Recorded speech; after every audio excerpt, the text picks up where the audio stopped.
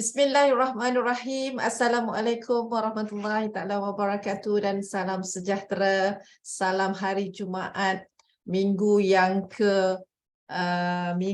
ketiga pada tahun ini. InsyaAllah hari ini 20 hari bulan 1 tahun 2023. Yang berbahagia Datuk Dr. Mahinder Singh Nahar Singh, Koordinator CDL, rakan-rakan guru CDL, guru-guru, para pengetua, guru besar, para peserta CDL yang saya hormati sekalian. Baik, hari ini kita ke udara untuk minggu yang ke-74. Saya nak mengambil kesempatan ini nak mengucapkan syabas dan tahniah kepada Datuk Dr. Mahinder Singh yang telah dilantik menjadi Ahli Majlis Penasihat Pendidikan Kebangsaan bermula pada tahun 2023 hingga tahun 2025 nanti. Berarti dalam masa 3 tahun ini beliau akan terus menyumbang idea, menyumbang tenaga untuk pembangunan dan kemajuan pendidikan dalam negara kita. Juga tidak ketinggalan kita nak ucapkan tahniah dan syabas kepada Datuk Dr. Amin Senin kerana beliau juga dilantik menjadi pengerusi Majlis Penasihat Pendidikan Kebangsaan. Walaupun beliau tak ada bersama kita, tapi ucapan tahniah dan syabas itu kita panjatkan dan ucapkan kerana both of them ialah orang kuat dalam CDL dan kita sangat-sangat bersyukur dan berasa bangga sebab semalam saya berada pada majlis tersebut, penyampaian watikahnya daripada YB Menteri kepada kedua-dua ikon yang sangat saya hormati, yang sangat kita hormati, dan semoga usaha dan sumbangan yang akan diberikan terus dapat memartabatkan pendidikan bagi negara Malaysia, insya-Allah. Tahniah Datuk. Saya semalam tu memang rasa macam wow, dua ikon yang sangat saya tabik ni, dua-dua dapat dilantik menjadi orang yang sangat penting dalam Majlis Penasihat Pendidikan Kebangsaan. Jadi kita pun tak nak buangkan masa, rakan-rakan guru CDL juga bertalu-talu ucapan tahniah diberikan dan mereka juga sangat seronok Datuk. Kita harap kita boleh terus bekerjasama dalam membangunkan pendidikan, membantu guru-guru kita untuk mencemerlangkan anak didik kita. InsyaAllah. Baik, kita teruskan sesi kita pada hari ini kerana saya pun kata dengan moderator, saya nak cakap juga sebab saya nak menyampaikan rasa terima kasih tadi.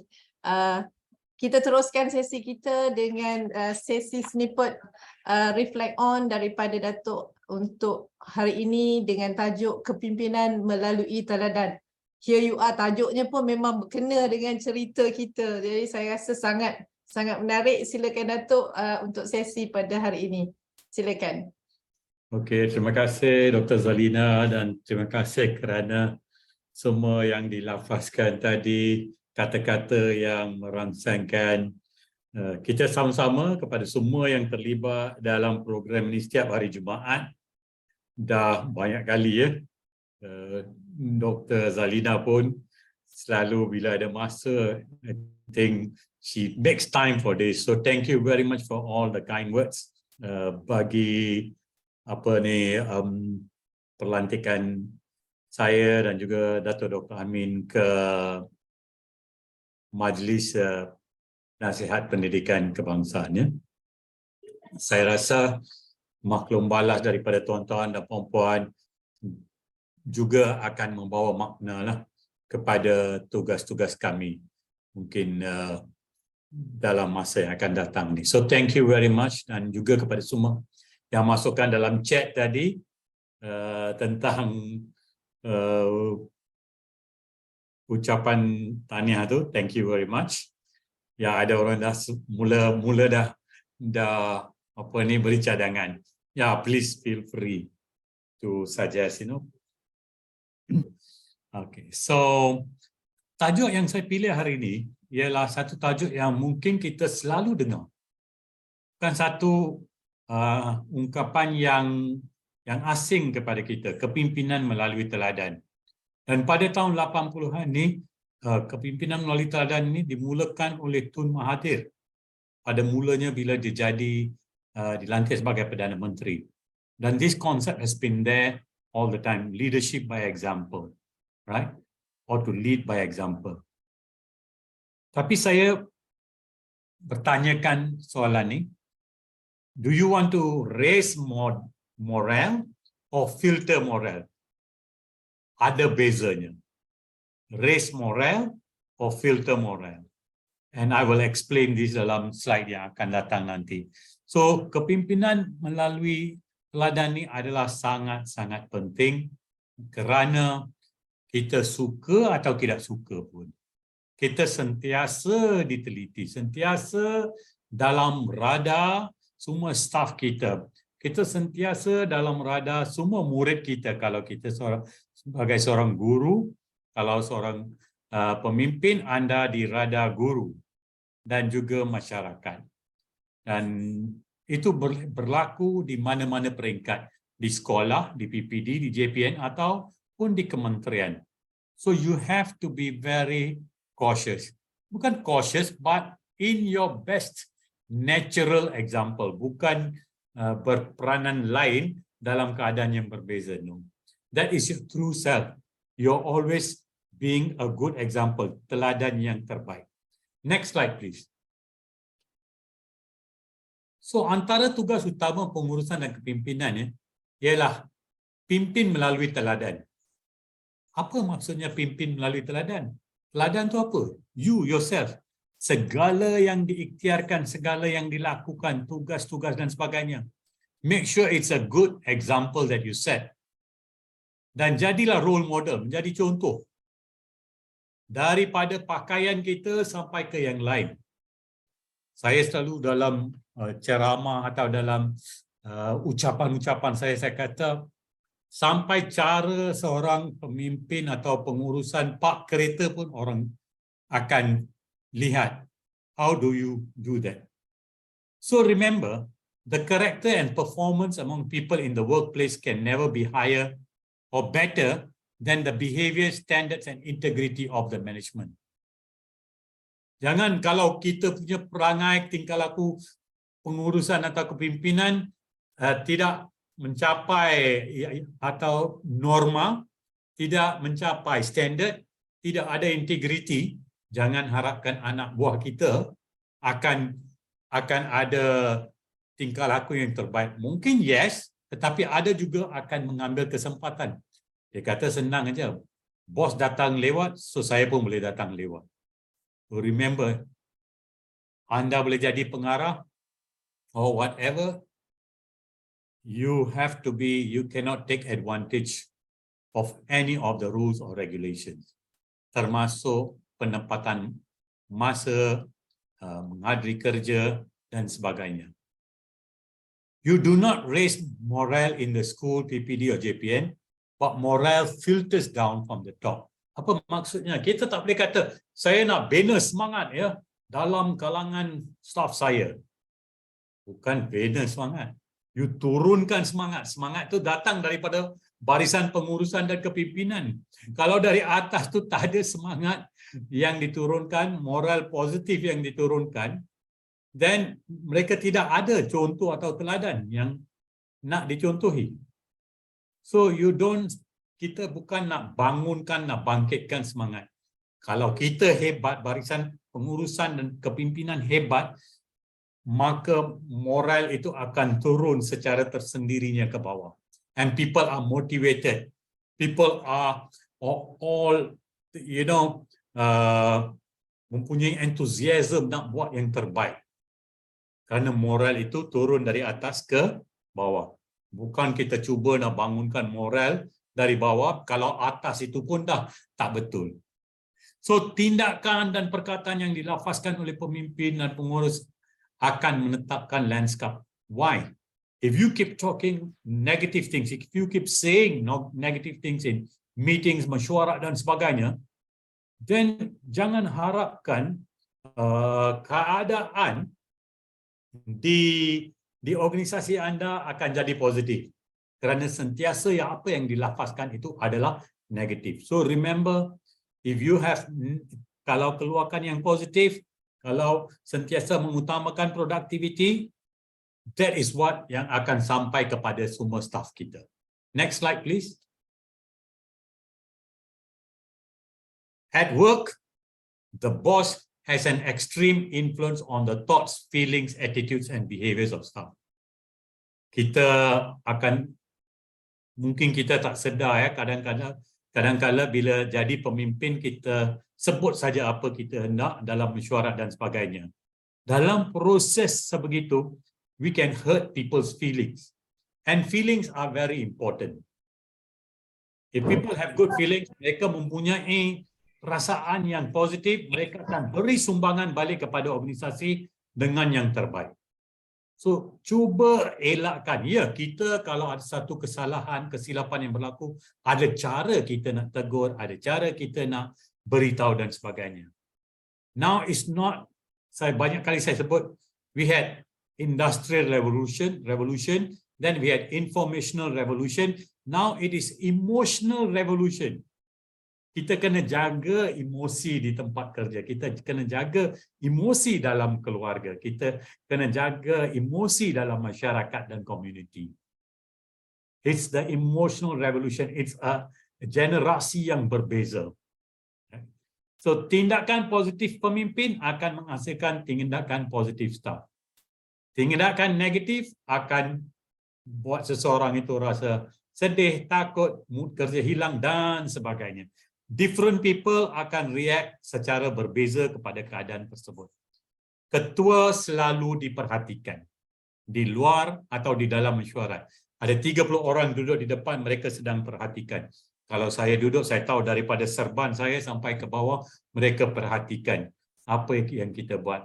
Macam mana kita minum pun mereka perhatikan. Everything is being observed when you are a leader. Tak boleh kita buat sesuatu yang tak kena dengan norma atau apa yang diharapkan. Apa yang dikatakan akan sampai ke individu ya, when we talk as leaders atau sebagai rakan ya, guru, kita cakap sesuatu, perkara itu akan sampai kepada individu.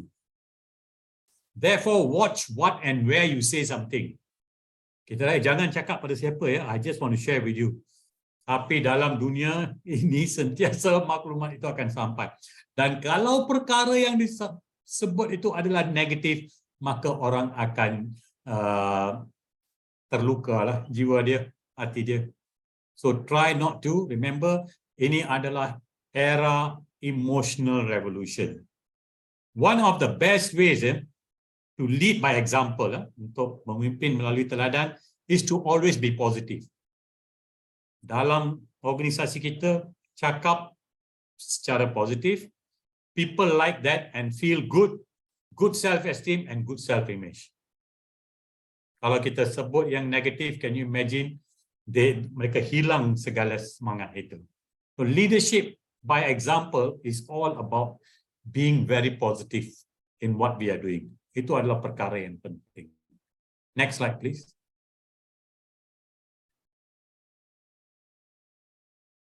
Dan bagi seorang individu ya, guru atau pemimpin, don't forget ada the testing time. Ada the testing time. Kalau cikgu umpamanya, bila keputusan keluar, keputusan sangat tidak memberangsangkan. You do not have to be, kita tak boleh marah dengan sesiapa dan sebagainya. Mungkin kita rasa down, yes. Tapi cara kita mengawal emosi kita dengan semua pihak menetapkan, menunjukkan the real quality of our character. Itu adalah karakter kita. Dalam keadaan di mana ada pressure, ada setback, ya, mengajar dengan begitu hebat, akhirnya bila keluar keputusan, masih lagi murid tidak menyerlah melalui keputusannya, ya, yang yang terpapar ke atau yang kita dapat keputusan yang peperiksaan. So, tuan-tuan dan puan-puan, saya nak akhiri dengan perkara ini.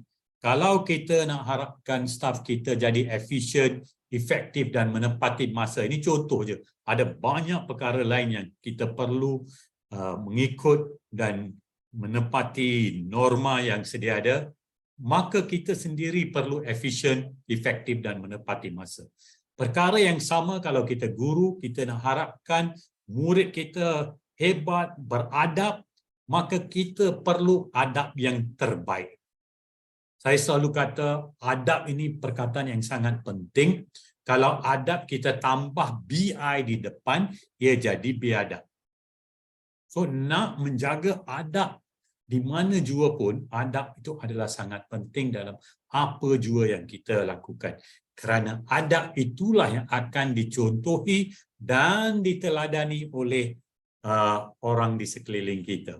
Dalam keluarga, di sekolah, maupun di mana jua kita kerja. So tuan-tuan dan puan-puan, kepimpinan melalui teladan bukannya raise moral from below, tapi kita nak filter down semangat itu dari atas. So atas kita boleh tidak semestinya merujuk kepada kepimpinan sekolah, tapi kalau bagi murid, cikgu itulah yang di atas. You must trickle down the moral untuk membina semangat murid-murid kita. So, kita kena lihat apa yang saya sampaikan ini dalam konteks tugas kita dan hidup kita setiap hari. Last slide please.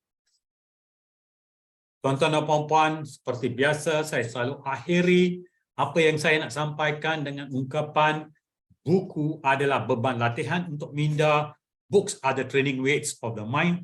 Kita nak menerokai ilmu, ada banyak sumbernya, maupun daripada internet, daripada makalah, daripada majalah, ataupun sembang profesional dengan rakan-rakan sambil kita minum teh tarik.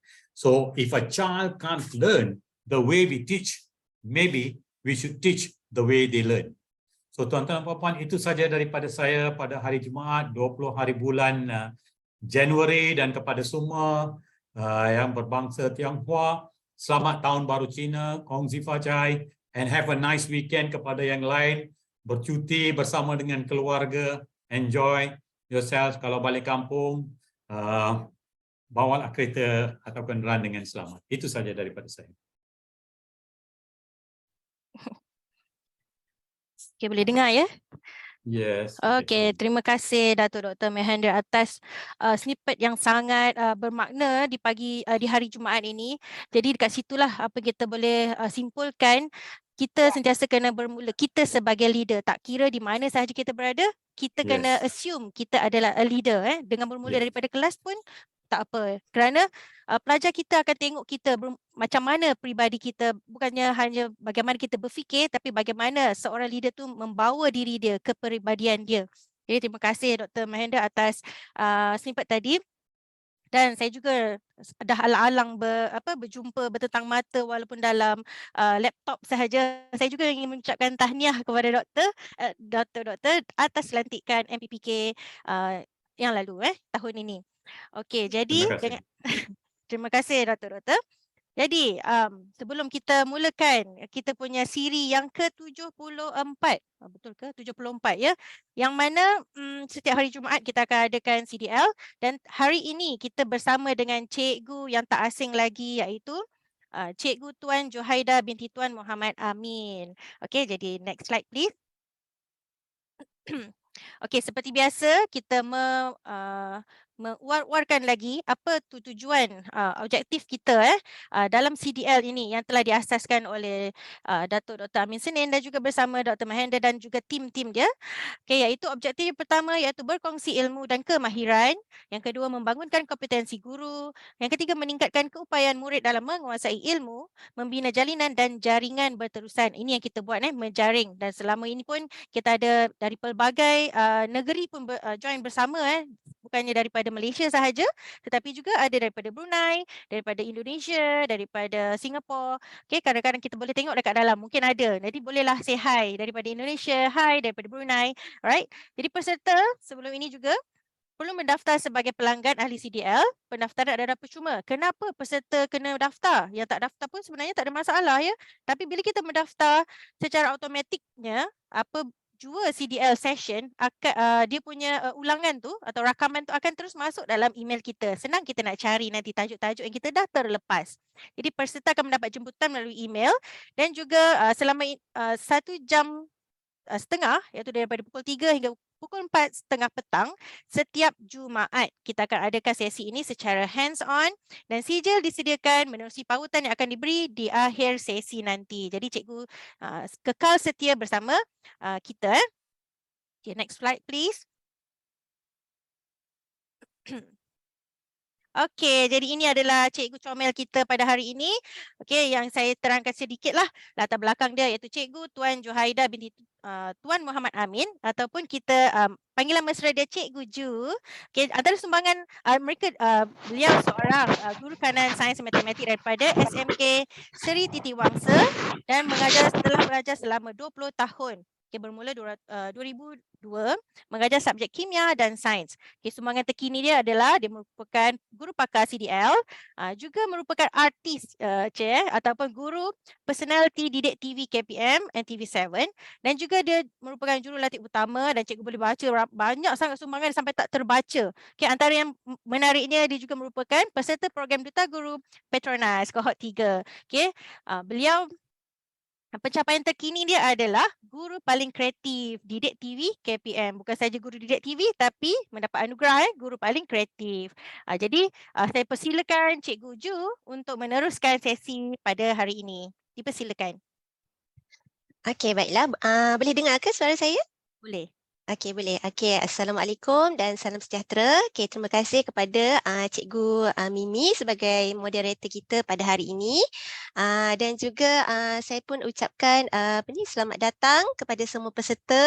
Okey, tak lupa juga kepada Datuk Mahendra dan juga Dr. Zalina yang turut bersama-sama kita pada hari ini. Okey, baiklah. Okey, hari ini saya akan adakan sedikit perkongsian yang bertajuk gamifikasi dalam PDP. Okey, ini adalah yang kalau cikgu-cikgu boleh nampak dekat skrin sekarang ni, ini adalah contoh tajuk-tajuk perkongsian saya sebelum ini bersama dengan CDL. Okey, untuk hari ini ni sesi CDL sudah siri ke-74. Okey, jadi jika cikgu-cikgu atau semua peserta kat sini nak tengok kembali rakaman-rakaman untuk sesi CDL sebelum ini, boleh ke channel YouTube CDL, Connecting Dots Learning. Okey, untuk lihat kembali. Okey, baiklah Cikgu Mimi, boleh ke kita share link WooClap dulu? Okey, sekejap ya. Okey. Okey, dah ada soalan pertama tu. Okey, cikgu boleh pilih anda adalah guru, sama ada sekolah rendah atau sekolah menengah atau bukan guru. Okey, kita bagi peluang dulu. Okey, sekarang ada 56 yang masuk tu.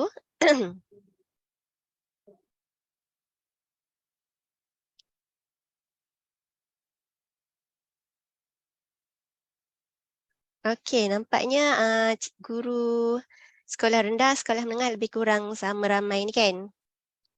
Okey, ni aplikasi yang saya gunakan ni adalah WooClap. Okey, so cikgu-cikgu pun boleh guna jugalah untuk dapat feedback, refleksi. Sama macam kalau kita guna ClassPoint, tu pun sama.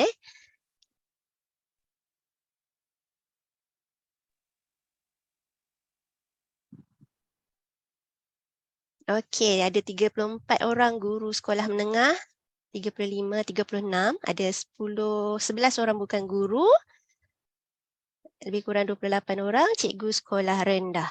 Okey, ada yang confused ada 2 orang confused ke? Ada yang tekan butang confused tu? Okey, baiklah. Ni macam saya nak survey lah.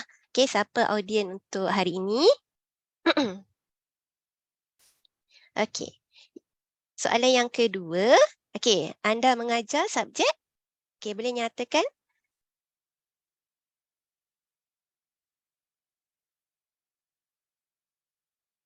Okey, MUET, RBT, Bahasa Arab, Bahasa Melayu, Bahasa Inggeris. Pendidikan Islam.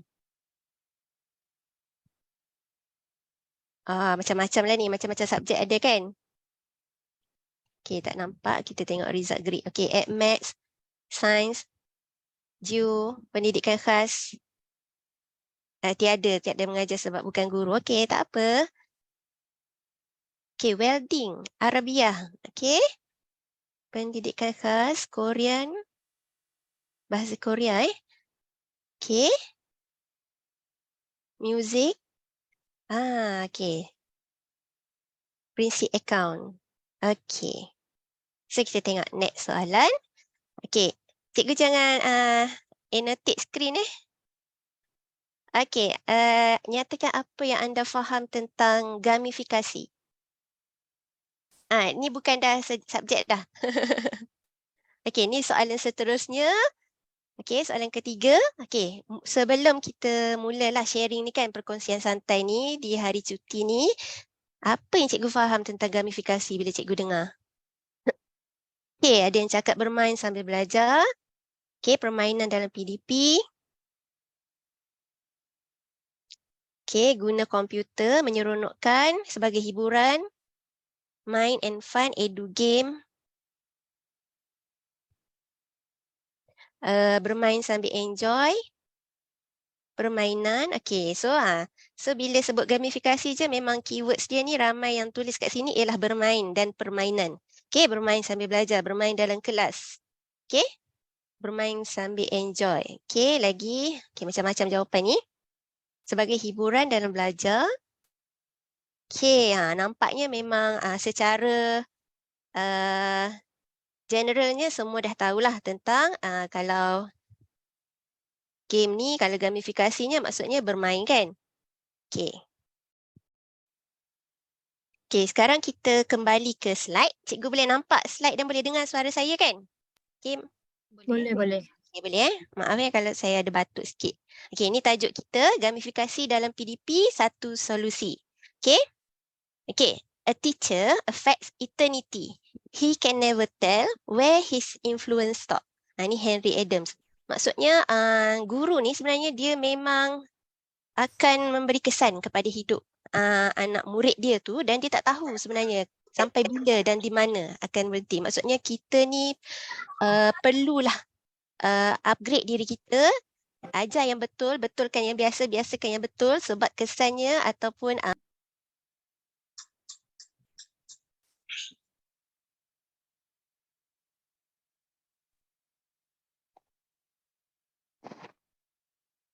Cikgu Ju dah unmute.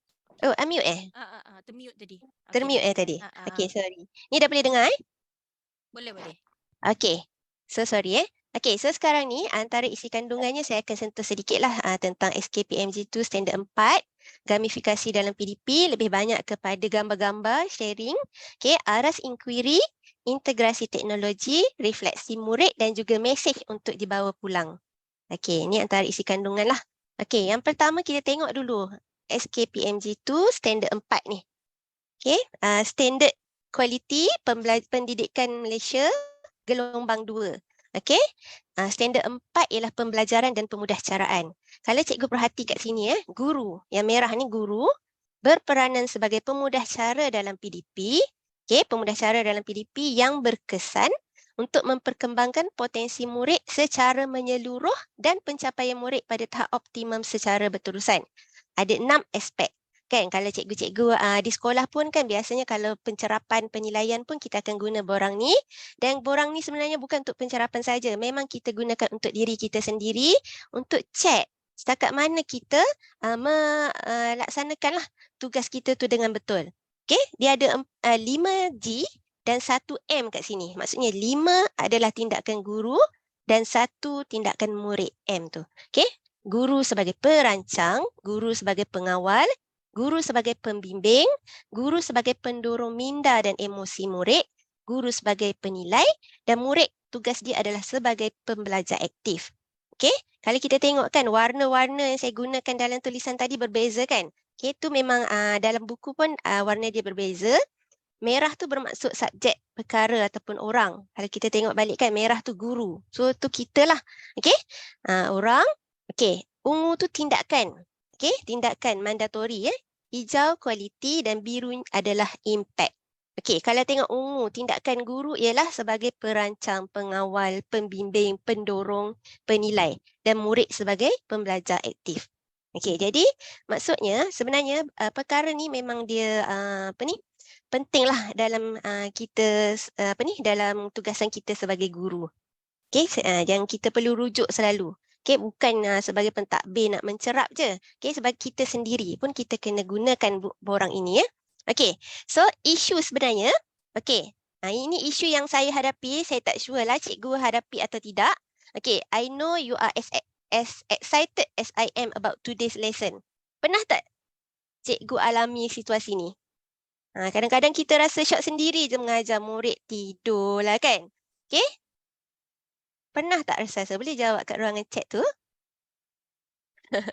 Kadang-kadang kita dah rasa okay, mengajar dengan berpeluh-peluh habis dah kan. Semangatnya kan. Tapi murid semua tidur, tak tumpu perhatian.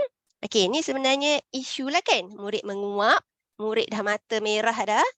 Okay, jadi macam mana kita nak atasi murid ni? Bukan murid ni, masalahnya macam mana kita nak atasi isu ni? Okay, so okay, bagaimana kita nak atasi tu? Okay, kalau kita tengok dalam PPPM, okay, anjakan pertama, okay, peranan guru dalam menyediakan kesamarataan akses kepada pendidikan berkualiti bertaraf antarabangsa. Okay, jadi guru ni memang berperanan untuk menyediakan pendidikan untuk semua. Kan? Okay, jadi kalaulah dalam kelas kita tu ada murid yang tidur, ada murid ataupun ada murid yang tercicir, tak hadir sekolah dan sebagainya, itu menyebabkan pendidikan tu tidak sampai untuk semua. Okay, jadi kita perlu mempelbagaikan gaya ataupun kaedah PDP kita untuk menarik minat murid tersebut. Okay, dan saya percaya cikgu-cikgu di luar sana memang dah cuba pelbagai kaedah kan. Okay, kita pun bereksperimen dengan kaedah PDP kita, kaedah pengajaran kita. Okay, tak boleh cara ni, kita buat cara B, tak boleh cara B, kita buat cara A, cara C kan. Okay, jadi macam-macam cara kita dah cuba. Okay, jadi hari ni saya nak buat perkongsian ni, kita nak fokus tentang hands-on gamifikasi ni lah, hands-on gamifikasi dan simulasi. Okay. Okay, sebelum tu kita tengok dulu apa takrif gamifikasi ni. Gamifikasi ni adalah pembelajaran berasaskan permainan. Ramai cikgu dah jawab tadi. Okay, yang sering digunakanlah dalam PDP abad ke-21 ni. Okay, pendekatan ni penting kerana menjadikan aktiviti PDP yang pada asalnya bukan bermain, bukan permainan, tapi menjadi aktiviti bermain yang formal dan serius. Okay, dan secara tidak langsung dapat menerapkan budaya inovasi dalam pengajaran. Okay, kita pun tahu kan inovasi itu sebenarnya untuk meningkatkan minat dan juga kefahaman konsep murid. Bukannya sebagai usaha memudahkan murid menjawab peperiksaan. Sebab kita kena bagi murid tu minat dahulu subjek kita, faham dahulu subjek kita, okay, suka dulu dengan cikgu yang mengajar, barulah murid tu hadir ke sekolah, tidak ponteng kan. Okay, dan tentulah akan meningkatkanlah secara tak langsung, dia akan meningkatkan kualiti pendidikan negara kita.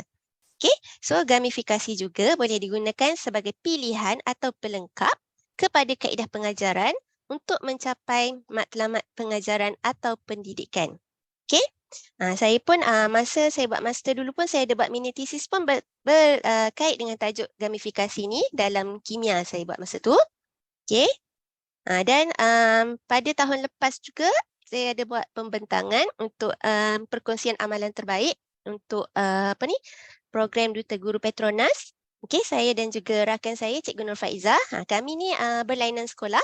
Jadi kami telah apply, telah aplikasikan gamifikasi dalam PDP kami.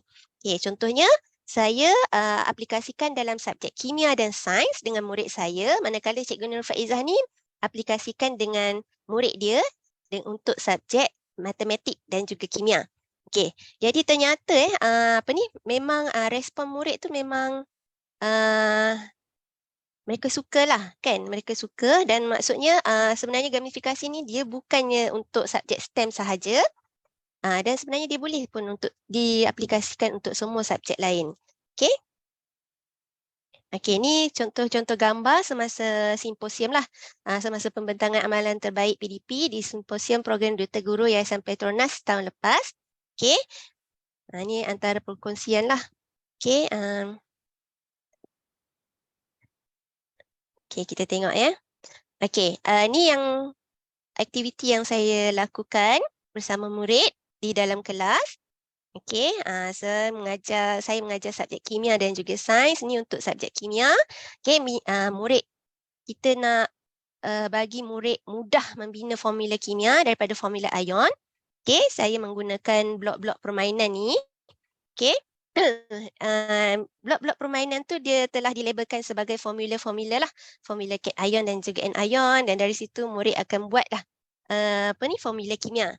Okey, dan sebenarnya secara tak langsung murid nampak ni sebagai permainan. Okey, kita akan buat murid akan berada dalam kumpulan, buat, lepas tu ada pertandingan, siapa yang dapat bina formula kimia terbanyak, namakan apa semua. Tapi sebenarnya secara tak langsung mereka sedang belajar. Okey, jadi ni yang dikatakan gamifikasi dalam PDP. Bermain tapi sebenarnya belajar. Maksudnya kita jadikan aktiviti bermain ni serius, formal. Bukanlah formal, serius maksudnya. Macam serius sebenarnya kita bermain secara serius. Macam orang pergi bertanding untuk sukan kan. Okey, dia bermain dengan serius. Okey. Dan murid-murid sekolah saya ni adalah murid sekolah sukan. Okey, kalau tengok memang dalam satu kelas tu memang tak ramailah jumlah murid. Okey, jadi murid-murid ni memang mereka tidak akan boleh nak dengar kita bercakap je kan. Okay, kita bercakap sekejap boleh, kita bercakap lama memanglah dia akan menguap semualah, akan tidur dan sebagainya. Jadi kita ubah aktiviti ni daripada yang biasa buat di atas kertas secara pindah silang dan sebagainya. Ni kita buat dalam bentuk permainan. Okay, dan mereka akan nampaklah kita kena letakkan macam mana nak bermain ni, dia ada dia punya peraturan dia. Okay. Ini salah satu contoh. Okey. Dan untuk subjek kimia ni juga, untuk membina formula kimia ni juga, okey, kita boleh gunakan, okey, yang ni gunakan card, okey, DIY card game, buat card game dan bermain macam kita main snap tu kan. Okey, dia adalah kalau letak formula ion tu, okey, bermain dalam 2, 3, 4 orang dalam satu kumpulan. Okey, kalau kad yang diletakkan tu betul, kawan dia letak betul, dia akan tepuk kad tu dan cakap snap. Dan kad tu akan jadi milik dia. Okey, jadi secara tak langsung dia kenal lah formula ion dan nama. Formula ion dan nama. Okey? Ada soalan ke setakat ni? Okey, Cikgu Mimi boleh teruskan Boleh. Nanti boleh. sekejap Ada yang dah berjawab. Alright. Okay. So, ni contoh belon. Okay. Kalau kita tengokkan belon, simple je. Okay. So, saya namakan permainan ni macam Who Am I? Okay. Permainan ni, belon ni, kita boleh gunakan sebagai aktiviti permulaan, engage. Okay. Ataupun kita boleh juga sebagai energizer activity kat tengah-tengah. Okay. Dah mengajar, stop. Kita main sekejap. Atau boleh juga sebagai penutup. Okay, reflection. Okay, caranya mudah sahaja. Contohnya untuk subjek ni, okay, saya letakkan tampal perkataan pada belon tersebut yang berkait dengan tajuk yang kita pelajari pada hari itu. Murid akan berada dalam satu bulatan lah. Okay, yang ni saya ambil gambar dalam makmal. Ada yang buat di luar juga. Okay, ada yang buat di luar makmal. Okay, boleh berlari-lari macam main bola beracun tu. Okay, kita pasang muzik. Murid akan pas belon tu dalam bulatan kan. Okey, pas kepada kawan sebelah dia dari kiri ke kanan. Okey, dia perlu pas belon tu, maksudnya dia tak boleh just lambung dan kawan dia tepuk belon tu, tak boleh. Kawan dia mesti pegang. Okey, jadi bila muzik berhenti, okey, kita tengok siapa yang pegang belon tu dan perkataan apa yang tangan dia terpegang. So dia akan sebut. Contohnya dia sebut shampoo. Okey, dan masa tu kita belajar tentang tajuk asid dan alkali, dia akan sebut shampoo dan dia akan sebut alkali. Maksudnya dia kena pasti, okey, shampoo tu adalah alkali, sabun tu adalah alkali contohnya. Okey, cuka tu adalah asid dan dengan cepat. Okey, lepas tu sambung lagi permainan. Maksudnya dia sebenarnya mudah je. Okey, tapi cikgu akan dapati murid akan ceria, yang mengantuk tu pun segar bugar. Okey, dan kalau tak dapat jawab dalam masa, maksudnya lama sangat dia tak jawab tu, okey, dia akan macam kena punish lah. Okey, punish bukanlah dera ke apa, tak lah, maksudnya adalah hukuman dia. Okey. Dan cikgu subjek lain pun boleh buat benda ni. Okey, saya namakan ni adalah aktiviti Who Am I? Siapa saya? Cikgu, Ni ya. tadi ada yang bertanya pasal Lego tadi tu.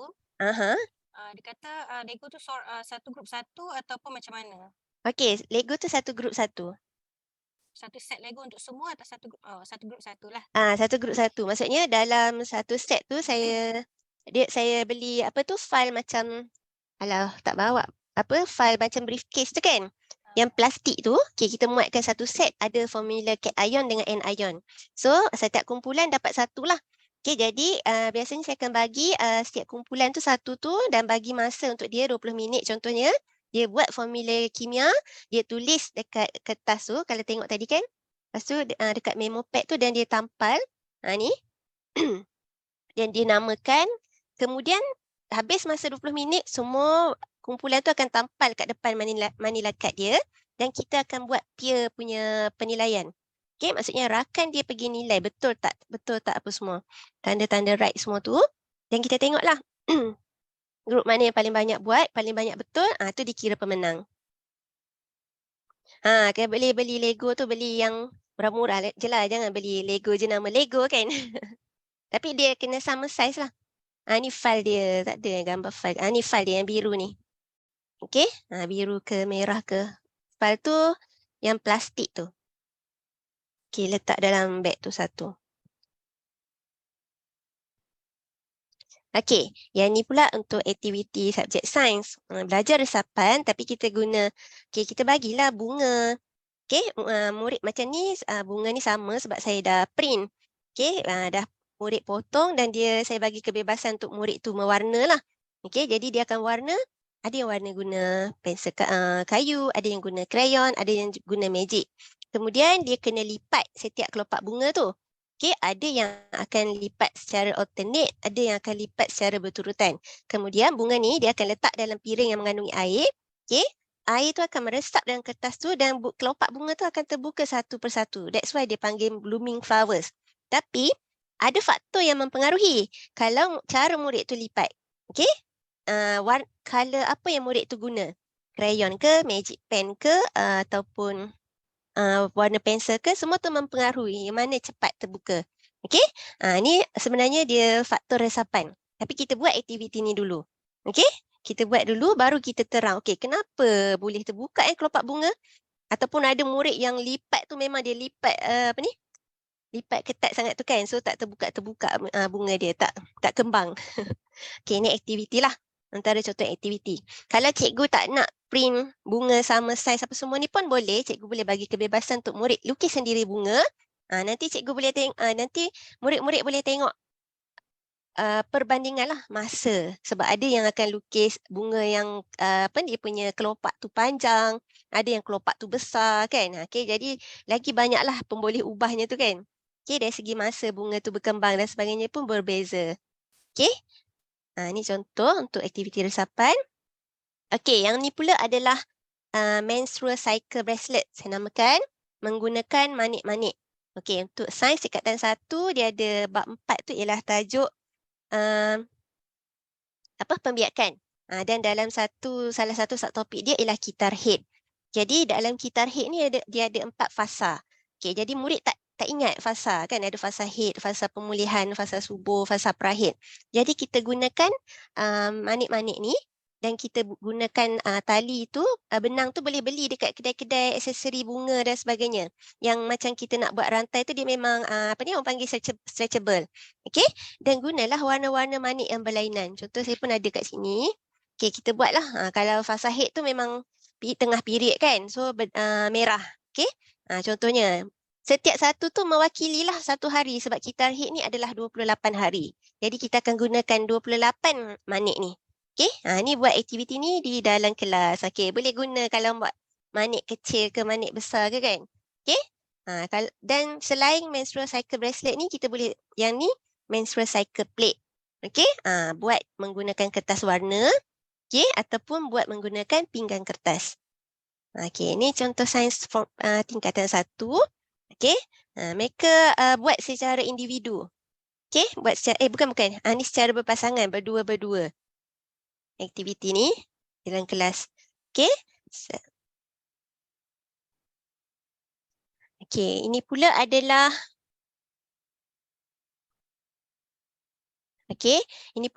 aktiviti pelangi gula-gula.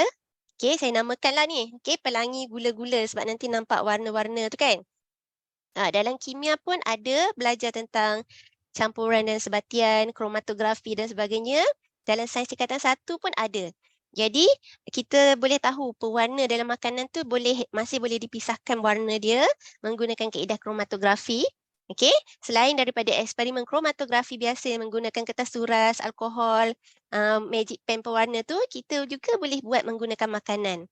Jadi, yang tu pun kita buat dalam kelas, cuma ni adalah tambahan. Okey, ni adalah tambahan. Boleh guna gula-gula yang berwarna-warni ni. Okey, dan guna air biasa sahaja, air paip je tu dalam bikar tu. Okey, ataupun air suling pun boleh. Yang ni pun akan nampak warna berbeza. Murid sukalah sebab dia nampak kan. Sebab cara dia susun gula-gula tu, kalau dia susun warna yang sama je, ataupun dia susun selang-seli, so nanti bila letak air tu, warna tu tersebar tu berbeza. Okey? Aktiviti ni nampak mudah saja kan? Murid-murid boleh buat. Okey? Okey, ni adalah role play doktor dan pesakit. Main doktor-doktor. Okey, sains tingkatan 4. Okey, dia ada bab 3 tu adalah tajuk dia adalah teknik mengukur parameter kesihatan badan. Okey, ada cara penggunaan termometer, sphygmomanometer untuk cek tekanan darah. Lepas tu kira BMI untuk timbang berat tinggi. Jadi saya buat role play. Okey, ada yang jadi doktor, ada yang jadi pesakit. Okey? Stetoskop semua tu pun belilah sendiri kan. Okey, untuk buat macam main-main macam doktor betul-betul lah. Okey? Lab coat dah memang ada dekat Makmal kan. Jadi ada yang akan jadi pesakit. Lepas tu kita buat medical binder tu. Catatlah okey pesakit nama sekian-sekian, berat berapa, tinggi berapa, okey suhu berapa, tekanan darah berapa. Dari berat dengan tinggi tu boleh kira pula BMI. Okey dari BMI ni murid sendiri yang jadi doktor tu nanti akan bagi pula nasihat kat kawan dia. Okey ni BMI ni dah lebih daripada 30 obes okey macam tu. Okey murid-murid sukalah. Okey alhamdulillah lah murid saya ni sebab dia murid sekolah sukan. So semuanya fit-fit je, tak ada yang obes-obes. Cikgu kot yang obes ni. Saya lah tu. Okey. Okey, yang ni pula ialah luar bilik darjah. Okey, mereka ada projek untuk buat pemadam api ringkas. Jadi bila dah buat pemadam api ringkas tu, okey, kita buatlah kat luar kelas pula. Okey, simulasi. Okey, ada kebakaran kecil dan cuba test pemadam api yang dibuat tu. Okey. Ini contoh. Sains tingkatan 4. Okey, yang ni pula adalah sains chef. Okey, masih lagi tajuk jadual berkala unsur bab 6, campuran dan juga sepatian. Tapi kan saya buat masak-masak. Okey, dengan murid ni. Okey, murid satu kumpulan ada dalam 2 atau 3 orang. Okey, dan kita bagi inilah macam cikgu sediakan dapur semua ni kan. Okey, pelajar memang suka. Masa masak-masak ni lah adalah macam-macam lah yang pandai masaknya, yang akan beri arahannya yang macam-macam. Okey, maksudnya mereka buat. Dan mereka ingatlah lepas tu, pada masa yang sama bila masak tu, dia buat kad menu. Kad menu tu ada pengiraan kalori. Jadi secara tak langsung sebenarnya dia dah search dah. Okey, dia nak buat nasi goreng. Kalau nasi goreng sepinggan semangkuk tu berapa kalori? Dia nak buat burger. Okey, maksudnya secara tak langsung dia belajar. Kita tak bagi pun maklumat tu kat dia. Okey, kita buat macam bentuk pertandingan lah. Okey, ada penilaian, ada juri. Okey, lepas tu makan sama-sama lah dia orang ni. Okey. Okey, membina model sel haiwan dan juga sel tumbuhan. Okey, maksudnya sebab saya rasa kalau aktiviti sains ni memang banyak kita boleh kaitkan kan dengan di luar kehidupan kita tu lah, maksudnya di luar kelas tu. Okey, banyak aktiviti tu boleh relate dengan sains.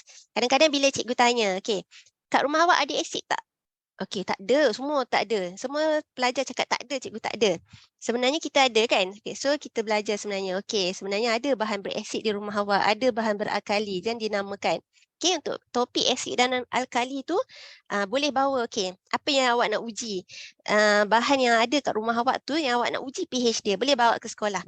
Mereka akan bawa shampoo lah, air kopi lah, dia sabun, macam-macam, kicap dan macam-macam. Okey, itu sebenarnya mereka dah tahulah, dah kena pasti. Okey, ada bahan ni berasid, ada susu ni beralkali. Okey, kenapa bila gastrik pergi klinik doktor bagi pil antacid? Contohnya maksudnya dia akan relate dengan kehidupan seharian dia. Okey, yang ni untuk tingkatan 1 juga, tajuk yang sel haiwan, sel tumbuhan. Instead of lukis sahaja dalam buku nota, labelkan sahaja dalam buku nota, kita buat juga aktiviti bina sel haiwan ni, bina model sel haiwan dan sel tumbuhan ni. Okey, dia dah tengok dah bawah mikroskop kan macam mana sel pipi, sel bawang kan. Jadi mereka bina pula, okey, menggunakan plastisin dan juga cardboard. Okey, lepas tu balut elok-elok dengan plastik dan kita pamerkan di sudut kreatif lah dalam makmal kan. Okey. Ni adalah apron. Okey, cikgu pakai. Tengok saya masuk kelas tu saya memang sebab kita macam raja dalam kelas kita kan. Okey, kalau dengan budak form 1 ni lagi seronok kan. Tengok cikgu masuk kelas pakai apron pun dia dah seronok dah. Okey, apron ni apron yang ada organ dalam badan kita. Okey. Jadi masa ni nak ajar yang sistem dalam badan kita. So saya bawa masuk apron organ ni, bawa masuk yang model human torso dan juga human skeleton. Walaupun masa tingkatan 1 ni mereka tak belajar detail lagi kan tentang ni. Tapi kita belajar awal-awal. Okay? Jadi ada yang pasang siapkan apa ni? Pasang-pasang patung yang kita boleh keluarkan organ, lepas tu pasang balik. Okey, murid seronok buat aktiviti macam ni. Okey, sebab dia kalau kita terang je, kita tunjuk slide je, dia tak dapat bayangkan dia nak sentuh, dia nak tengok bentuk tu, okey buah pinggang tu kat mana, besar mana. Okey, dia nak tengok jantung tu, dia nak tengok liver. Okey, kalau kita sebut je dia macam tak boleh bayangkan, tak boleh imagine. Okey, inilah ini. Okey, gambar-gambar aktiviti. Okey, ni pula adalah untuk form 5, mereka ada buat untuk kimia. Maaf sebab saya mungkin banyak contoh-contoh saya ni untuk yang kimia dan sains lah. Tapi saya percaya cikgu kat luar sana pun tentu ada banyak sangat aktiviti dan juga pernah buat kan menggunakan objek-objek maujud macam ni kan. Okey, so dalam tajuk kimia form 5 ni ada satu ialah termokimia. Jadi dalam termokimia tu kita ada aktiviti menghasilkan sendiri pek panas dan pek sejuk. Okay, so permulaannya, sebagai permulaan tu saya bawa lah patung ni, saya namakan Mr. Skelly kan, Mr. Skeleton. Okay, dia pakai cool fever kat dahi, demam. Okay, ni antara bahan-bahan. Selain daripada bahan-bahan yang sedia ada di makmal, tapi kita buat pek sejuk dengan pek panas ni menggunakan bahan lain. Contohnya bedak sejuk, contohnya deterjen. Okay, so pelajar cuba dalam makmal, selain kita gunakan bahan-bahan kimia kan. Okay, kita guna bahan yang sedia ada di rumah mereka. Okay, dan testing. Okay, yang mana bila campur tu rasa panas, yang mana akan rasa sejuk kan. Okay, dan aktiviti-aktiviti yang dibuat tadi secara tak langsung sebenarnya dia adalah kita menggunakan inquiry. Okay, kalau kita tengok kan ada 4 aras inquiry. Okay, ada inquiry pengesahan, inquiry berstruktur, inquiry terbimbing dan inquiry terbuka. Okay, apa beza keempat-empat ni? Okay, keempat-empat ni, inquiry pengesahan ni biasanya kalau cikgu sains, cikgu sains, cikgu fizik, kimia, bio tu dia memang ada banyak eksperimen. Jadi kebanyakan eksperimen tu sebenarnya memang inquiry pengesahan. Sebab dia dah belajar secara teori. Jadi dia melakukan eksperimen tu untuk mengesahkan teori tersebut. Okey, kalau maksudnya soalan disediakan, prosedur disediakan, bahan disediakan, maka itu adalah inquiry pengesahan. Inquiry berstruktur pula kita limitkan sedikit. Okey, maklumat yang diberi kepada murid. Maksudnya murid kena fikirlah pula ni kan. Contohnya kita bagi soalan, kita bagi isu, problem statement dan kita bagi prosedur. Okey, itu inquiry berstruktur. Tapi penyelesaian result semua murid perlu maksudnya murid perlu dapatkan sendirilah. Kita tak bagi tahu awal-awal lagi. Okey, itu adalah aktiviti projek yang melibatkan inquiry berstruktur. Inquiry terbimbing kita bagi isu je. Okey, isu je. Prosedur bahan semua murid yang akan bincang dan buat sendiri. Inquiry terbuka ni yang paling tinggi lah level inquiry dia. Maksudnya murid mengemukakan soalan, murid sendiri yang cari isu maksudnya. Dia nak kaji tentang apa, dia nak buat projek tentang apa. Okey, dan murid rancang prosedur penyiasatan. Okey, contoh. Okey, contoh kalau yang inquiry pengesahan saya tak tunjuklah contoh sebab kebanyakan eksperimen tu inquiry pengesahan lah. Okey, saya tengok contoh inquiry berstruktur ni. Which item float and which item sink. Okey, murid akan cuba. Okey, dia letak limau, dia letak plastik, dia letak buah anggur, mana yang hitam, mana yang timbul. Then murid perlu pula jadikan yang timbul tu tenggelam, yang tenggelam tu timbul. Okey, itu adalah yang mereka perlu selesaikan. Okey, cikgu jangan annotate dekat skrin Okey. Then yang kedua, student ni inquiry terbimbing. Students are assigned a task to build and design small racing car using the given material. Means material diberi, okay? Maksudnya dia terbimbing lah. Tapi mereka perlu buat sendiri. Semua rasa ngantuk balik dah. Okay. Lepas tu belon diberi, botol diberi. Maksudnya ni adalah inquiry terbimbing. Tapi murid buat sendiri dan kita adakan pertandingan. Okay. Manakala ni pula adalah inquiry terbuka. Okay. Students are given task to build and design a boat using density concept. Jadi kita tak bagi tahu pun kena buat boat tu dengan bahan apa. Macam mana. Okay. So cikgu tengok tu kan hasil daripada pelajar saya buat tu. Ada yang buat boat daripada kertas, lepas tu bila nak uji dalam air, dia balut dengan plastik. Kan? Ada yang buat daripada botol terus. So sebab kita tak bagi, bahan tu tak standard. Mereka perlu fikirkan sendiri dan keutamaan untuk bahan yang kita boleh, maksudnya dari sampah kepada produk lah. Maksudnya barang terbuang, kita buat untuk jadi produk. Kan konsep dia. Ni beberapa contoh lah. Okay, sebenarnya banyak lagi. Okay. Seterusnya, okay, kita pembelajaran inquiry 5E. Okay, ni maksudnya dah memang bila cikgu buat projek tu, bila cikgu buat gamifikasi semua tu sebenarnya cikgu dah melalui juga pembelajaran inquiry ni kan. Dia melibatkan pelibatan engage, murid engage. Okay, murid meneroka. Okay, kemudian macam contoh yang blok Lego tadi tu, murid beri penerangan lepas tu. Okay, murid extend lagi dia punya penerangan tu, murid menilai. Okay, kita buat peer evaluation, teacher evaluation, semua ada penilaian. So secara tak langsung kita dah buat dah cycle 5E ni. Okay, walaupun kita tak nyatakan pun dalam kelas, okay hari ni cikgu nak buat inquiry, hari ni cikgu nak buat, tak ada, kita tak nyatakan. Tapi aktiviti yang kita buat tu telah merangkumi, okay, semua tersebut. Okay, dan gamifikasi ni juga, selain daripada kita buat aktiviti bermain di dalam kelas, okay, dia juga ada permainan secara dalam talian. Okay, sekarang ni macam saya selalu guna, saya guna Bluecard ataupun Nearpod ataupun Kahoot. Okay, ada banyak lagi kan macam Quizizz semua tu kan. Okay, jadi Bluecard ni pun macam-macam sebenarnya. Kita nampak dia boleh pilih 10 game kan. Okay, sebenarnya nampak macam bermain tapi sebenarnya mereka menjawab soalan. Okay, sama juga macam Nearpod ni. Okay, so jadi yang ni Bluecard dengan Nearpod ni dah Bluecard, Nearpod semua ni yang permainan kuis dalam talian ni pun dah ada sesi-sesi perkongsian lah oleh guru-guru pakar CDS sebelum ni. Cikgu boleh cari balik kat dalam channel YouTube yang Connecting Dots Learning tu kalau nak tahu lebih lanjut tentang Bluecard, tentang Nearpod, tentang Kahoot. Okay, ni pun macam-macam ada. Cikgu memang sangat membantu. Okay, cikgu boleh contohnya kalau saya tunjuk satu kat sini kan. Okay, Bluecard ni, okay, macam kalau kita buat sesi, okay, kuis kimia contohnya, dia dah boleh susun ikut folder dah. Okay, by topik semua. Okay, kuis sains. Okay, contohnya kalau macam saya buat perkongsian ni, okay, lepas tu saya nak uji ice breaking ke apa semua pun boleh.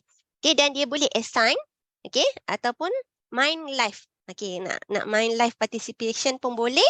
Nak student pace, bagi assignment untuk student buat sendiri pun boleh.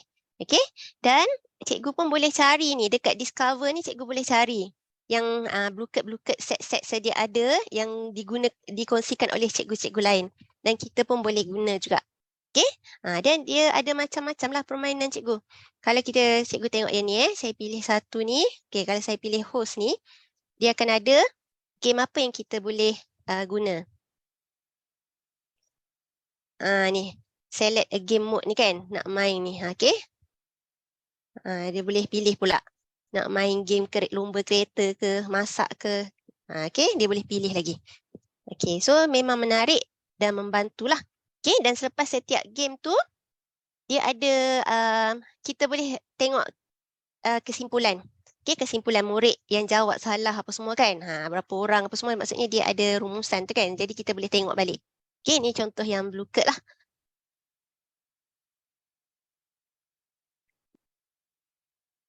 Okey, selain daripada tu, macam yang membina formula kimia tadi tu, cikgu boleh juga main secara online di Java Lab. Okey, murid boleh main secara online juga di website ataupun portal Java Lab ni. Okey, dia ada game untuk fizik, kimia, adalah macam ada beberapa subjek yang memang ada. Jadi murid akan drag drag yang formula N ion dan ket ion kiri dan kanan tu untuk bina formula kimia. Okey. Ni pun ada ni tajuk elektrolisis semua pun ada. Tu Cikgu Mimi dah tolong jawab tu kan. Okey. Pula untuk contoh sains tingkatan 5 dia ada tajuk tentang satelit semua tu. Okey. Ada aplikasi yang kita boleh gunakan untuk menjejak di mana kedudukan stesen angkasa secara live. Cikgu boleh download di telefon pintar cikgu ya. Saya pun ada, saya suka tengok. Okey, kalau yang pakai iPhone dia boleh download ISS Live Now. Tu ni dia punya ikon dia. Ikon apa tu? Gambar dia tu lah. Okay, kalau yang pakai phone Android boleh ISS Detector Satellite Tracker. Nanti cikgu boleh tengok. Okey, contohnya bila cikgu check sekarang kat mana satelit tu berada. Contohnya dia nampak ni simbol ni. Okey, berada di Venezuela. Dan dia ada juga nampak permukaan bumi kita. Dan kita nampak yang cerah ni waktu siang, yang gelap ni waktu malam. Okey, jadi murid seronok lah sebab dia belajar kan. Dia belajar benda tu secara teori dan murid kita semua ada telefon pintar, semua ada smartphone. Jadi kita boleh minta dia orang download aplikasi ni. Okey, sebagai satu aplikasi pembelajaran lah. Belajar sambil bermain. Secara tak langsung kenal negara. Okey, tahu malam siang kan. Okey. Boleh ni dia banyak detektor satelit ni dekat laptop pun ada. Okey, maksudnya dia ada pelbagai jenis detektor lah. Okey, yang saya gunakan ISS Live Now ni lah yang contoh ni. jadi. Okey. Ni pula cikgu pernah guna tak Drive and Listen? Bawa pelajar melancong secara maya. Ada yang pernah guna tak? Google Earth pun ya. Okey, kita boleh guna Drive and Listen. Okey, contohnya saya tunjuk satu contoh. Okey, Drive and Listen. Okey, dia ada seleksi negara. Kan kita macam bila kita guna tu, kita macam berada dalam kereta. Okey, masa kita sedang memandu kenderaan. Okey, dan berjalan-jalan di kota tersebut lah, di bandar yang kita pilih tu. Sambil mendengar radio bahasa negara tersebut. Contohnya. Okey, maaf ya internet saya slow ke tu? Okey, contoh saya pilih negara apa? Okey, dah nampak ada dotted hitam putih. Okey, Rusia. Kita pilih Rusia. Cikgu je Mesti tengah tunjuk apa seronok ya? kan dapat jalan tengok macam dalam negara lain. Murid mesti happy ni lagi.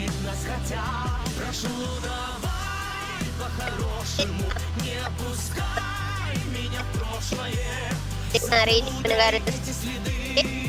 Macam Dah ke belum? Macam real life.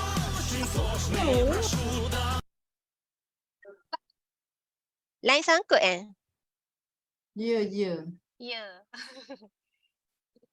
Tapi cikgu dia memang macam betul-betul real life lah. Seronoknya kalau murid dapat buat, cikgu dapat buat macam ni kan. dia macam betul.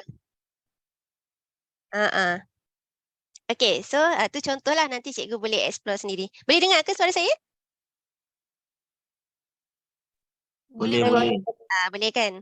Okey, maaf saya punya ni macam ada problem sikit.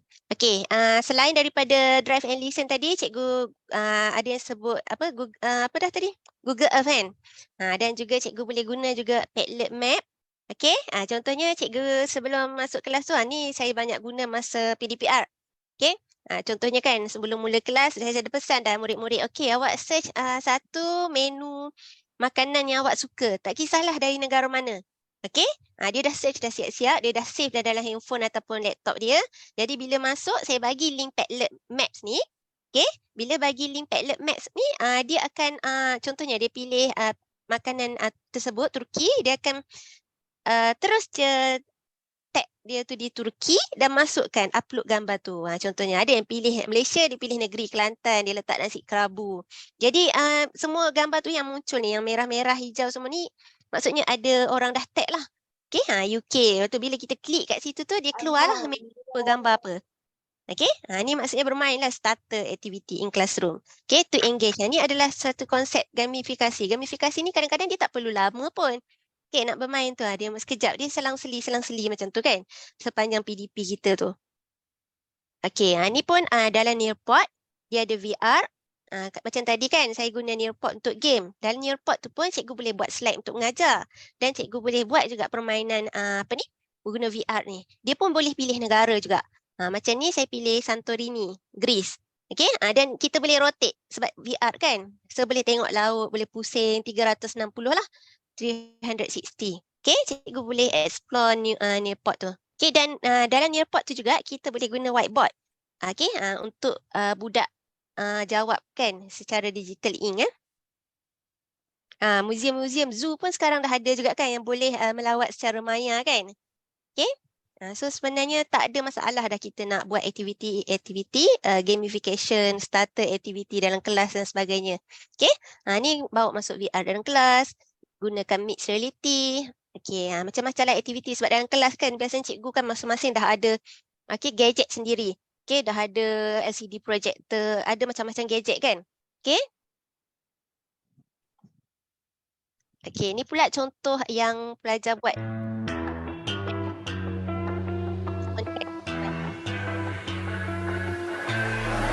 What you know about rolling down in the deep? When your brain goes numb, you can call that mental freeze. When these people talk too much, put that shit in slow motion. Yeah, I feel like an astronaut in the ocean. Okay. Hai, Assalamualaikum. Menu masakan sains kita pada hari ini ialah ayam masak merah, sains 40 kimia dalam perubatan dan kesihatan. Saya, Nur Amira Elisa binti Ahmad Skri, bersama rakan saya Nur Sedatu Irma binti Ahmad Nazrin. Guru bimbingan Puan Tuan Juhaida binti Tuan Muhammad Amin. Bahan-bahan untuk dikisar dan khasiatnya. Okay. Yang pertama, bawang merah. Ianya dikenali sebagai... Okay, saya tak tunjuk penuh lah. Okay, maksudnya secara tak langsung tu sebenarnya dia masak setiap hari kat rumah kan. Tapi dia tak tahu pun sebenarnya bawang merah tu adalah superfood. Okay, superfood tu dia adalah bahan kimia yang maksudnya ada fungsi perubatan lah juga.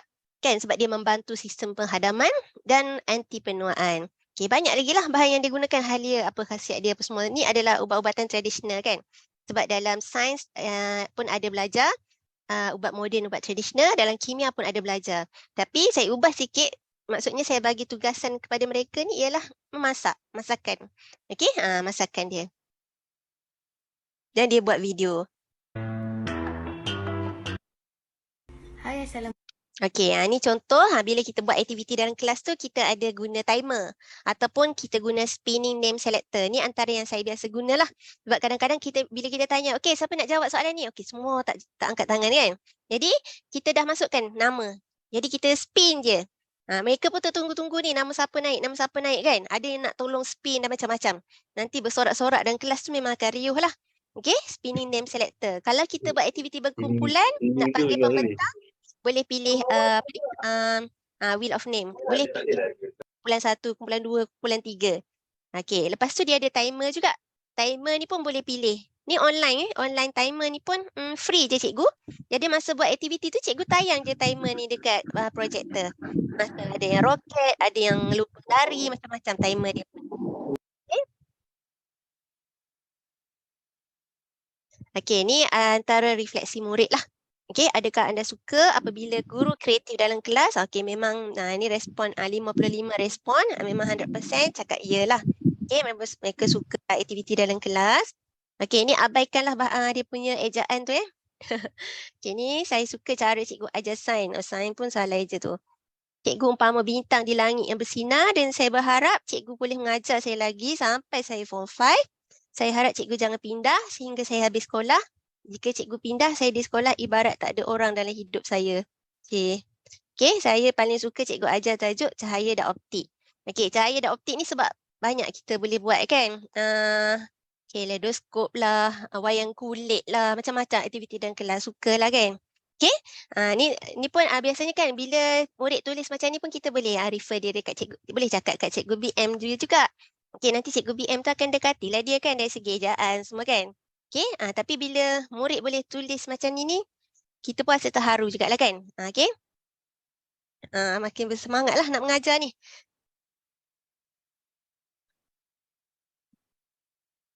Okey, ni pun peningkatan Okey, murid STEM. Contohnya lah sebab murid sekolah sukan tu dia punya jumlah murid tu memang tak ramai.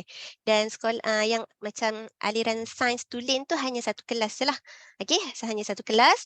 Dan dalam satu kelas tu pun belas-belas orang je. Memang tak ramai sebab jumlah murid keseluruhan pun memang sedikit. Sebab murid yang masuk ke situ selected untuk sukan tertentu kan. Okay. Tapi ada peningkatan lah.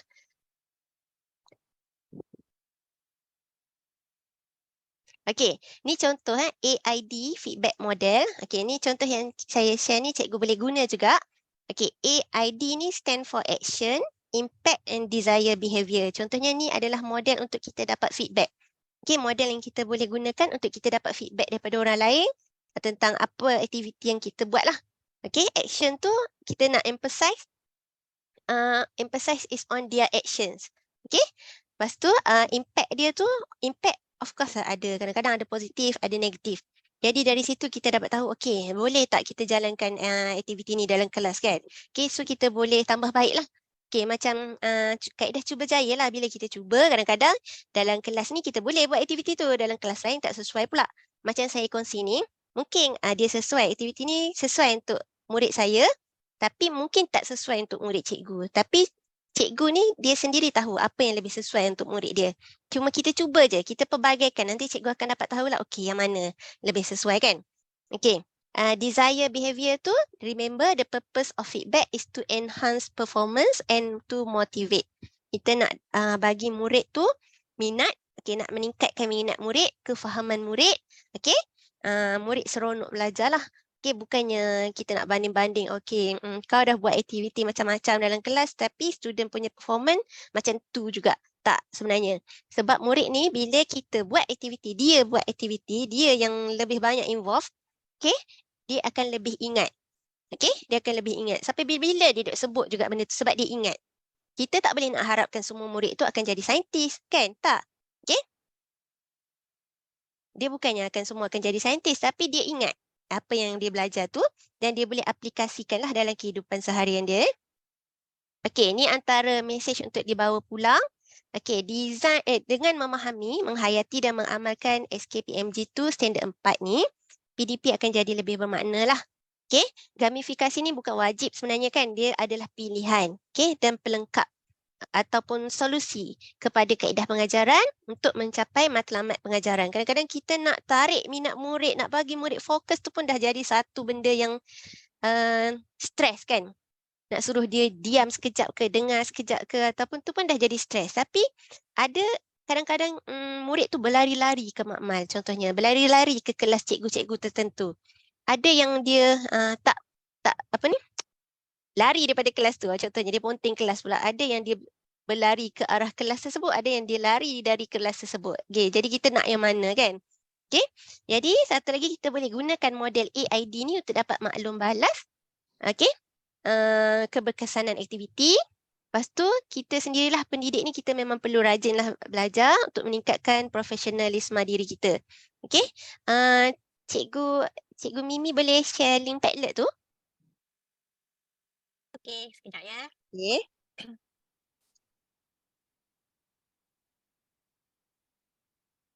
Okay, link Padlet yang diberi itu tu nak dapat maklum balas lah. Apakah mesej yang cikgu-cikgu boleh bawa pulang lah untuk sesi perkongsian hari ni.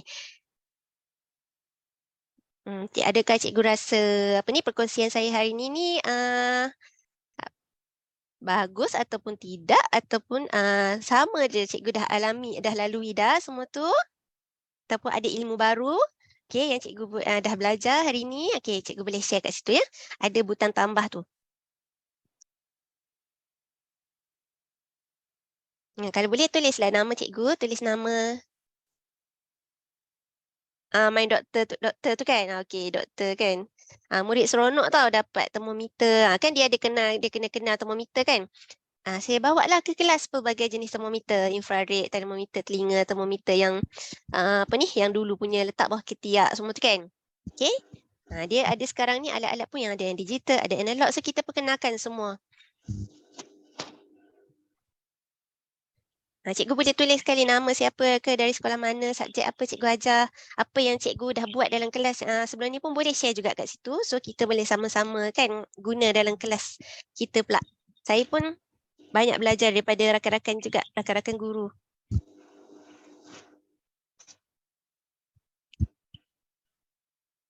Okey. Bersyukur semakin bersemangat, banyak ilmu dapat hari ini, sangat menarik dan menambahkan ilmu PDP sedia ada. Tahniah, okey. Okey, cuba cikgu, cuba. Jangan tak cuba. Saya guna pun bahan-bahan yang simple-simple je. Saya guna pinggan kertas, saya guna manik, saya guna belon. Okey. Dan bahan bantu mengajar tu pun saya banyak juga beli secara online lah juga dari Shopee Macam patung-patung Mr. Skeleton semua tu kan.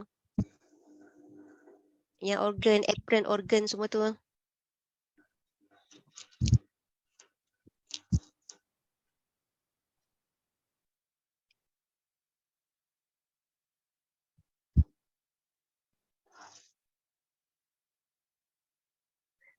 Boleh buat main doktor-doktor tu.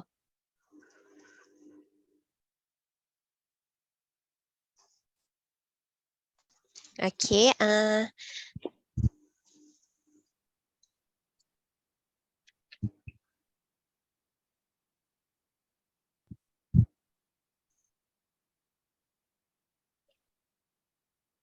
okey, menarik. Cikgu perlu kreatif untuk menambah minat murid. Saya banyak menggunakan gamifikasi dahulu, Cikgu Bella. Okey, thank you.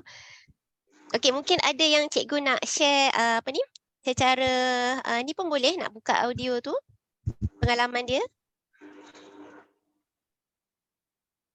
Drive and listen. Teacher Faizah, ada ke Teacher Faizah ni? Fafa, okey, sangat menarik perkongsian Teacher Ju, model AID dan drive and listen. Okey, Teacher Faizah ni kami berpartner lah masa buat pembentangan untuk gamifikasi untuk simposium program Duta Guru hari tu. Okey, Cikgu Faizah dari sekolah SMK St. Mary dan saya daripada SMK Seri Tita Wangsa. Jadi kita apply gamifikasi ni di sekolah yang berlainan lah. Dan kita buat ni lah kan, refleksi kan.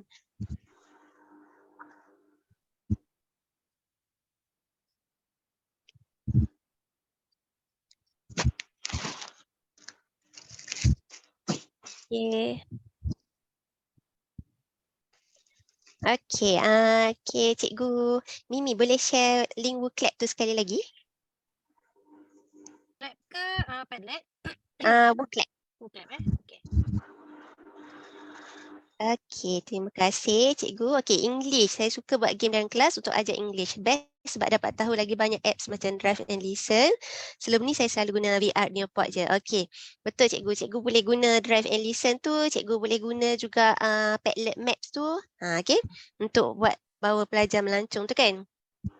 Wheel of Fortune tu, Wheel of Names tu menarik, dapat menarik minat murid di samping memastikan supaya tidak cenderung. Okey, betul. Bila kita pusing tu, lepas tu murid yang dah kenal tu kita dah boleh remove nama dia. Jadi, possibility untuk semua murid lah untuk participate kan dalam kelas tu. Tak adalah murid yang sama je kita panggil nama kan. Kadang-kadang cikgu ni tak ingat juga nama murid dalam kelas kan. Okey, asyik-asyik panggil murid sama je.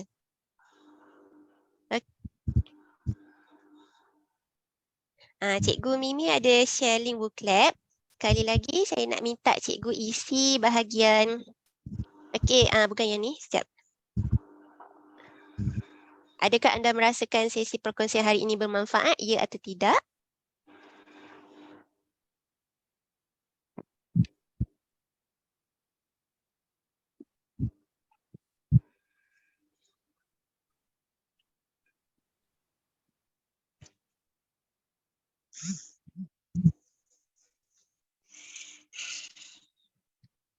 Ada soalan-soalan ke? Rasanya yang tu dah setakat ini saja perkongsian saya. Kalau ada soalan-soalan ke Cikgu Mimi, boleh baca ke? Kat ni semua tak ada. Semua Tak ada. hanyalah sangat bermanfaat. Terima kasih. Banyak betul game-game yang ada yang mencetus idea. Macam itulah. Okey. Ada yang nak berkongsikan dengan kita apa-apa kan? Boleh unmute ke kalau tu? Boleh, Okey. boleh. Nampaknya ada seorang tu dia SP. Siapa SP? Raise hand. Mungkin nak bercakap ataupun nak share something. Boleh, sila cikgu. Oh, dah tak ada pula. Ada two participant raise hand. Siapa ni? Cikgu SP dengan Nur Zahid. Sorry. Oh, ada yang tanya kehadiran tu. Nur Zahida. Ada cikgu Nur Zahida nak berkongsi? Assalamualaikum. Assalamualaikum cikgu. Waalaikumsalam. Saya nak tanya macam mana dengan main-main game ni yelah saya pernah buat sekali dalam kelas gagal. Saya cikgu bahasa Korea jadi saya buat main game role play macam cikgu tu kan. Jadi saya nak tanya cikgu macam mana kita nak tolong budak ingat cikgu. Kadang-kadang kita main dia ni seronok-seronok lepas tu dia lupa apa benda yang kita belajar. Jadinya kalau ada tips ke apa ke yang boleh diberi. Sekian, terima kasih. Okey, terima kasih cikgu. Memang kadang-kadang budak-budak ni masa buat aktiviti tu seronok kan. Lepas tu lupa. Okey, tapi sebab tu kita kena ada macam catatan juga untuk dia. Contohnya bila dia main role play untuk yang jadi doktor dengan passion tu, saya memang ada sediakan kertas saiz macam saiz A5. Okey, untuk dia catat nama apa semua kan. Jadi benda tu dia tampal dalam buku nota dia. Jadi dia boleh rujuk balik. Okey, memang murid kita kena paksa juga untuk baca-baca dan tengok-tengok banyak kali kan. Okey, untuk mudah ingat tu kan. Kalau dia tak tengok, tak ada catatan ke apa semua, main sahaja memang dia lepas tu lupa. Okey. Sebab tu kalau yang saya buat yang aktiviti Lego tu pun ada mereka kena tampal-tampal kat Manila Card tu. Manila Card tu tampal dekat makmal kimia, tampal dekat kelas dia orang. Jadi biar dia tengok setiap hari. Itulah macam itulah saya antara yang dibuat itulah.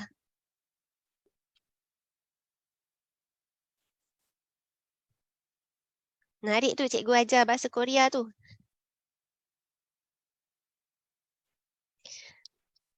Okey, saya rasa sampai setakat ini je perkongsian saya untuk hari ini. Okey, saya serahkan kembali kepada Cikgu Mimi. Terima kasih semua. Okey, terima kasih Cikgu Ju.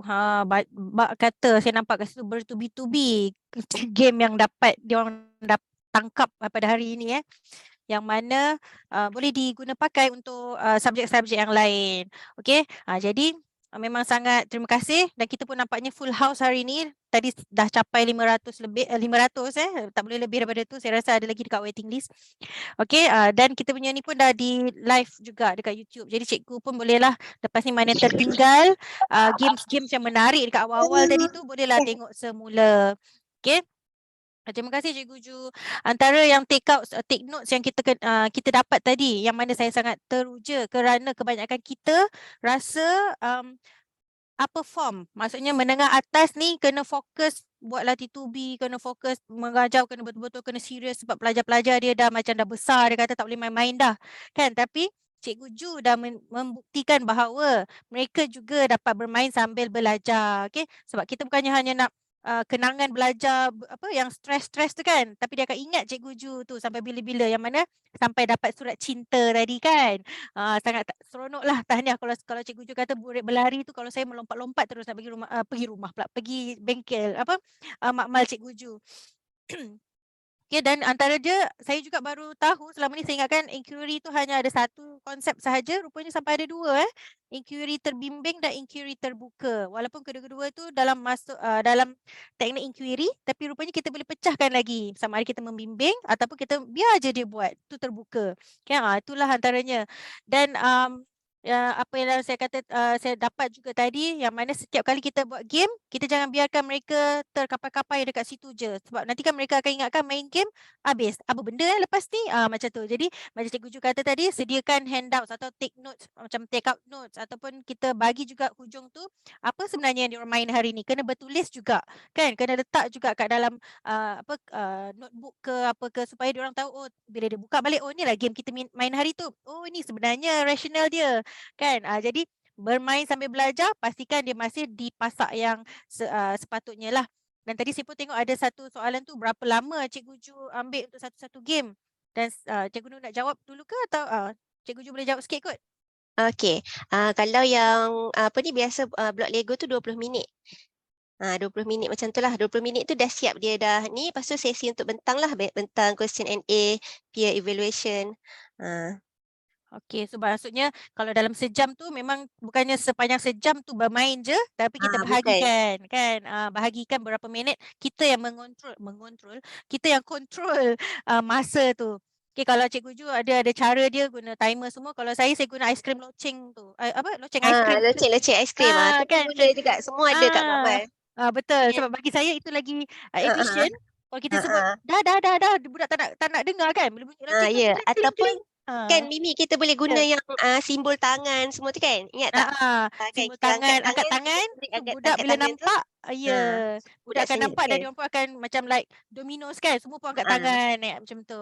So macam tu antara cara-cara untuk track attention lah, kita ambil attention pelajar. Ada pelbagai cara selain daripada kita jerit dah siap semua kan. Jadi memang sangat mengujakan sesi kita pada hari ini. Tahniah untuk Cikgu Ju. Dan kita juga sebelum tu untuk saya terangkan sikit tahun depan, minggu depan kita ada sesi yang ke-75 bersama dengan Cikgu kita tengok. Tu dia dari Sarawak. Okey, dari Sarawak iaitu Cikgu Nur Azman bin Tamid. Okey, dia juga kalau ikutkan dia juga duta guru kohort pertama yang telah graduasi jadi kita akan lihatlah bersama dengan dia apa tu zip grade pula. Okey, walaupun ada yang tahu tapi kalau sebelum ni PDPR kita guna zip grade macam seronok. Sekarang ni dah PDPC. Apa gunanya zip grade pula dalam PDPC kan? Jadi selain daripada mengajar atau belajar, apa pula kat sini dia kata mencipta custom answer sheet. Kita tengoklah minggu depan macam mana pula Cikgu Azman membimbing kita membuat perkongsian dalam zip grade. Jadi semua link kehadiran telah dibuka.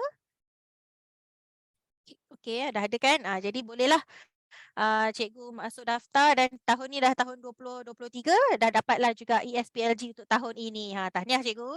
Alright, jadi saya rasa sampai sini sahaja. Sebelum tu kita ambil gambar dulu.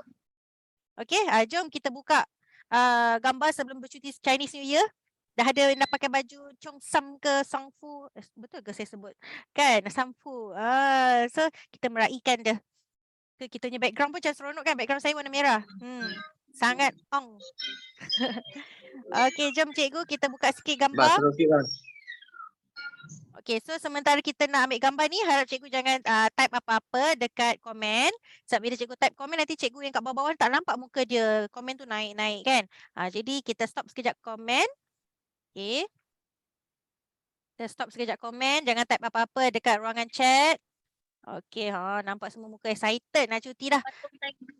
Okey, tahniah cikgu sebab dah nak cuti pun kita masih dapat bersama-sama dalam sesi ke-74 ini. Jangan lupa pula kita ada sesi 75, 76 dan sampai seterusnya. Okey, mungkin minggu depan kita boleh panggil Datuk Dr. Amin pula ke kan? Kalau dia tak busy. Okey. Alright. So, are you ready? Okey, saya rasa kita ada ada 8 ni. Tapi saya tengok yang pertama ni je ada banyak gambar. Kita ambil mana yang ada banyak gambar lah Okay, ada 2, ada 3. 3 snap okey, keep on coming. Okay, saya tunggu lagi dalam 10, 9, 8, 7, 6, 5, 4, 3, 2, 1. Okey, so saya akan snap gambar. Dan nanti cikgu saya share dekat Facebook saya Mimi Nora Shikin. Cikgu boleh sempat pula kan. Cikgu boleh ambillah gambar cikgu kat situ Okey, 1, 2, 3 smile. Okey, gambar pertama. Kejap saya save dulu. Okey, sebab guna snipping tool kan. Okey, slide yang kedua kita tak tahu cikgu yang mana, cikgu senyum je tau. Okey, yang kedua. Okay, smile.